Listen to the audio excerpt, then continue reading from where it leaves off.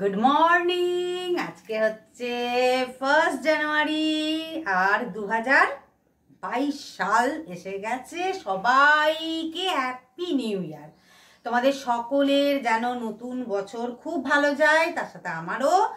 এই মানে 2021-এ আমরা যা যা পাইনি, আমরা মানে যে যে রোগ জ্বালা, এটাই কামনা করব যে 2022-এ যেন আমাদের জন্য একটা নতুন কিছু নিয়ে আসে। সব থেকে আমরা এই যে একটা ঘরবন্দি একটা পরিবেশের মধ্যে আটকে গেছি, এই জিনিসটা যেন আমাদের জীবন থেকে চলে যায়, এটাই কামনা করি ভগবানের কাছে। আজকে সেই জন্য সকাল সকাল আগেই ভগবানের কাছে যাচ্ছি, ঠাকুরের কাছে পুজো দিয়েই আজকের দিনটা শুরু করব।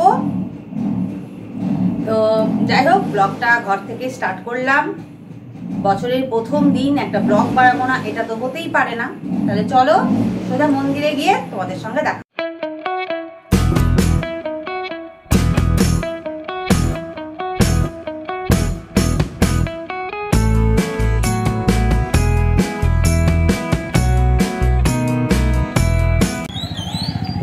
বাবান কই গেল?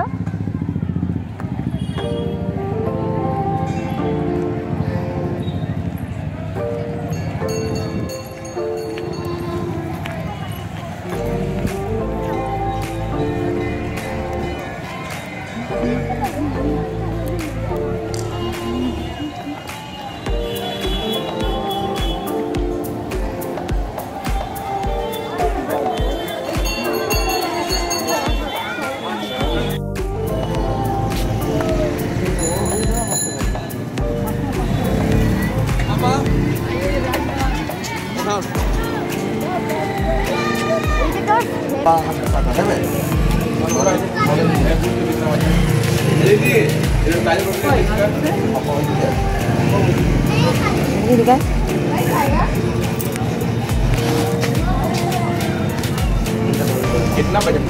दीदी पूछ रहा कितना पैसा बचा? ताल साफ कतो?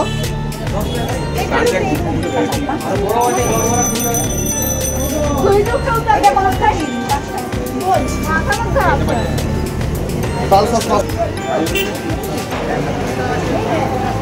कितना का दे रहा? মোয়া কত করে? মোয়া 8 টাকা।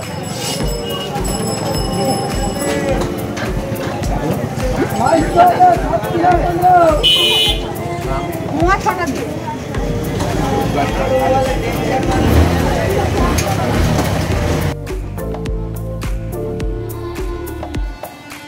তো আমরা বাড়ি মদনে গিয়েছিলাম, কিন্তু ওখানে যে দোকানগুলো আছে সেখানে এত ভিড় ছিল, প্রচণ্ড ভিড়। তো আমরা বাজার থেকে ফুল কিনে নিলাম, আর এই মিষ্টির দোকান থেকে আমরা একটু সন্দেশ কিনে নিলাম, দিয়ে বাড়ি মদনে আবার এসে এই লাইনে দাঁড়িয়েছি। অল্পই লাইন ছিল আমি যখন পুজো দিয়েছি।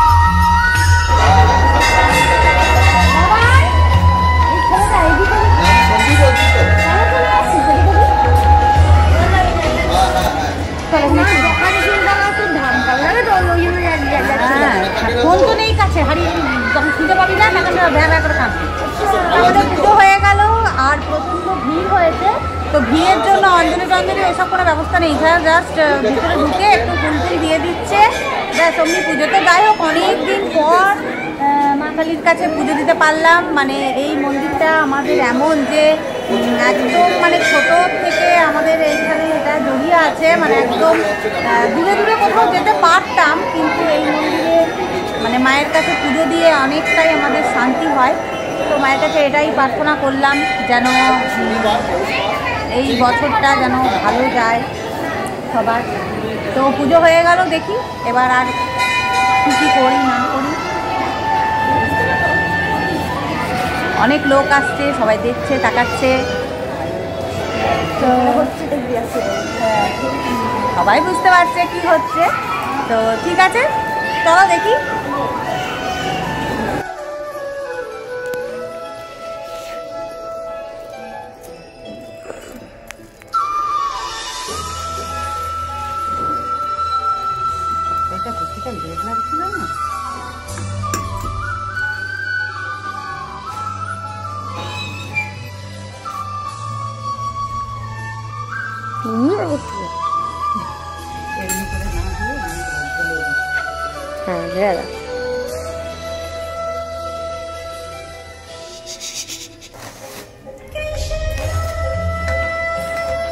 দিদির বাড়ির নিচে কচুরির দোকান, দিদির মেয়ের বাড়ির নিচে। দিদি না, ক্লাসমেটের বাবার দোকান। আগে আমরা খাবো। পোশাকটা আগে খেয়ে নি। প্রচন্ড খিদে পেয়ে গেছে, তাই বাইরের থেকে কচুরি আর এসে প্রসাদ খেলাম। প্রসাদ খাওয়ার পরে এই কচুরি নিরামিষ, আজকে তো শনিবার, তো কচুরি আর এই তরকারি কিনে নিয়ে এসেছি, তো সেটাই এখন খেয়ে নিচ্ছি। বাজছে প্রায় 11:30টাই বলতে পারো, 11:30টাই বলতে পারো। তো জানি না দুপুরে আর কিছু খেতে পারবো কি না। তো এখন এগুলোই পেট ভরে খেয়ে নিচ্ছি, যদি দুপুরে খিদে না পায় তো খাবো না।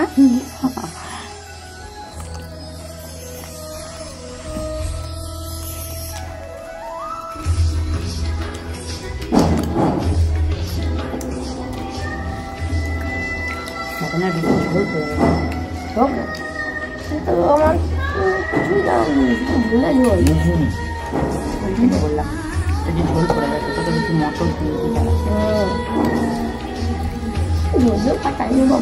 না না আলু আছে তো, করেনি মানে কি বলছিস? আলু দেখ কত আলু দিয়েছি, বড় বড় তুই আলু ভালোবাসিস। তো গুড ইভিনিং, আর এখন বাজছে 6টা। কটা বাজছে না বাজছে না বললেও হয়, তবু বলে দিলাম, কারণ সন্ধে হয়ে গেছে, সন্ধে টন্ধে দেওয়া হয়ে গেছে। আর এখন একটু আমাদের স্ন্যাক্সের ব্যবস্থা চলছে। তো দুপুরবেলায় বললাম যে ওই যে কচুরি ওগুলো এনেছিলাম, তো খেতে খেতেই তো ওই 11:30টা বেজে গেছে। তো 11:30টা ওই 12টা বেজে গেছে। তো তারপরে দাও এখানে ঢাল, 12টা বেজে গেছিলো। তো সেই কারণে আর অত বেলাতে অতগুলো 3-4টে করে কচুরি খেয়েছি, বেশ বড় বড়, মানে একদম সেই পুর ভরা, ছাতুর পুর ভরা কচুরিগুলো ছিল। আর এখানে এই যে বেসনটা দেওয়া হয়ে গেছে, এখানে ফুলকপি আছে, ফুলকপিটা কুচো কুচো করে আমি কেটে দিয়েছি, আর লঙ্কা কেটে দিয়েছি। তো সঞ্জয় বড়াটা করবে, তার কারণ হচ্ছে যে পিকনিক করে এসে আমার হাতের অবস্থা খুবই খারাপ। এই যে আঙুলটা মানে এর ডবল হয়ে গেছিল, জাস্ট এই মধ্যমাটা যেরকম সাইজ হয়, এই আঙুলটা আমার একটা আংটি থাকতো, এই আঙুলটাতে আমার একটা আংটি থাকতো, পান্নার উপর আংটি। তো বাস থেকে একদম নামতে গিয়ে খোঁচার মধ্যে আংটিটা আটকে যায়, আর আমি অনেকটাই উঁচু রাস্তাটা ছিল, আমি ঝাঁপিয়ে নেমে যাই, আর আংটিটা আমার ওই বাসের মধ্যে আটকে যায় দিয়ে আংটিটা একদম সেই মানে বেঁকে বেরিয়ে আমার এই আঙুলটাও কেটে যায়। আংটির খোঁচাতে রূপোটা পুরো বেঁকে গেছিলো, আর এই আঙুলটা পুরো একদম নীল হয়ে গেছে। এই যে দেখতে পাচ্ছ, এটা আরও বেশি ছিল, অনেকটাই বেশি ছিল, এখানটায় আংটিটা এমন করে লেগেছে যে পুরো আংটি তো খুলে বেরিয়ে গেছে, বাদ দাও, আংটি আবার আমাকে বানাতে হবে, কারণ ওটা পান্না পাথরের আংটি ছিল, তো ওটা আমাকে পরতেই হবে, আবার বানিয়ে পরতে হবে। তো আঙুলটা এখন যতদিন না শুকোচ্ছে, 2 দিন তো খুব মানে হালকা হালকার মধ্যে রান্না বান্না করেছি, তরকারি কাটা খুবই কষ্ট, আর পাগুলো মারাত্মক যন্ত্রণা, পায়ের জাংগুলো মানে একদম কি বলবো, উঠতে বসতে আমার যে কি কষ্ট, কি যে পায়তারা করে ওই অর্ধেক পাহাড়ে উঠতে গিয়েছিলাম, উঠে আবার নেমে চলে এসেছি, পাহাড় তো উঠতেও পারিনি, আর পায়ের যন্ত্রণাতে এখন মরে যাচ্ছি। আজকে একটু জাস্ট মানে কমেছে। তো যাই হোক, দুপুরবেলায় যেহেতু ভাত টাত কিছুই পেটে পড়েনি, এখন তো পেটটা এবার চুই চুই করছে, তো কিছু তো একটা করতে হবে। তো সেই জন্য সঞ্জয়কে বললাম তুমি ভাজো কপির বড়াগুলো, ফুলকপিটা একদম কুচো কুচো করে কেটে দিয়েছি, 1 চিমটে দাও, 1 চিমটে হলুদ দিলে না, হলুদ দাও, আর একটু ওই কাশ্মীরি লঙ্কা গুঁড়োর প্যাকেটটা নিয়ে এসো, ওটাও দিয়ে দাও অল্প, বেশ আর দিও না, কমে যাবে। তো কারণ এই যে এইসব মাখামাখি করলে আমার হাতটার মধ্যে লেগে যাচ্ছে, তো আঙুলটা তো ঘষে ঘষে তো ধুতে পারছি না, ওই জন্য যতটাই মাখামাখির জিনিসগুলো, কাল ছিল শুক্রবার, তো শুক্রবারে আমি রাত্রেবেলায় তো ওই ময়দা টয়দার জিনিস খাই, কালকে আর ওইসব করতে পারিনি, নিজে কোনো রকম একটু ওই মালপোয়ার মতন গোলা সুজি ময়দা দিয়ে গুলে তেলের মধ্যে ভেজে করে খেয়ে নিয়েছি, আর ছেলে আর ওই সঞ্জয় ওরা রুটি তরকারি না তরকারি করে দিয়েছিলাম, আলু ভাজা করে দিয়েছিলাম, ওরা কিনে এনে খেয়েছে। তো যাই হোক, এখন এই বড়া ভাজা হবে, আর একটু মুড়ি দিয়েই ভাবছি খাবো, চা গরম গরম চা করব। একটা চামচ নিয়ে আসবে নাকি, না হাত দিয়ে মাখবে? হাত দিয়েও থেপে থেপে ইয়েগুলো মাখতে পারো, জলটা বেশি দিয়ে দিও না আগের থেকে।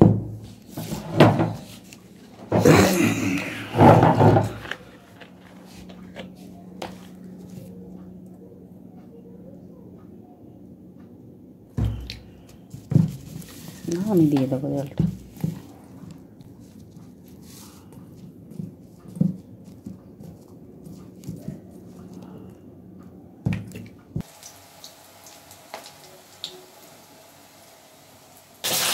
বলবো বলো কি আছে?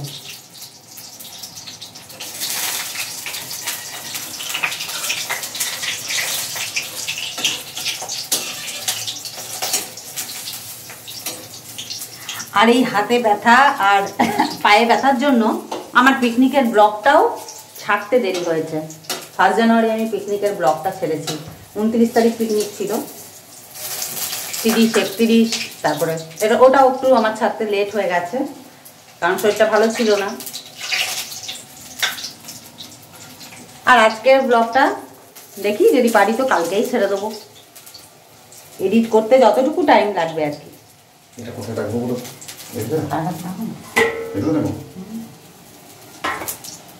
ঠিক আছে, তাহলে চলো আজকের ব্লগটা আর বাড়াচ্ছি না। এই কফি ভাজা মানে কফির পকোড়া ভাজা হলে আমরা গরম গরম চা বানাবো, একটু মুড়ি পারলে মুড়ি মাখবো খাবো, আর রাত্রের খাবার আমি তরকারি করে রেখেছি, একটু রুটি নিয়ে আসবে, যা হবার দেখি। কালকে 2 জানুয়ারি, কাল সানডে আছে, যা খাবার দাবার করা কালকে কিছু বানাতে পারি, আজকে এইরকমই থাকবে, সিম্পল। তাহলে চলো টাটা।